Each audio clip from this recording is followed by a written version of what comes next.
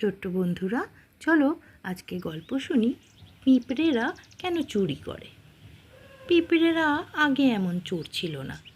প্রথম দিকটায় তারা মানুষের মতোই ব্যবহার করত, মানুষের মতোই চাষবাস করত এবং সৎ জীবনযাপন করত। কিন্তু তারা নিজেদের পরিশ্রমলব্ধ জিনিসে সন্তুষ্ট না থেকে লোভে পড়ে অপরের দ্রব্য চুরি করতে শুরু করলো।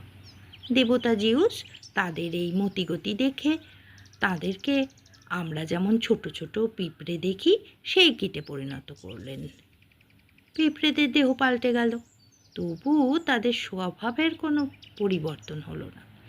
এদিকে এদিকে ঘুরে এখনও তারা সেই আগের স্বভাব মতোই অপরের দ্রব্য, যব, গমের দানা, চিনি, গুড় এসব চুরি করে নিজেদের বাসায় নিয়ে যায়।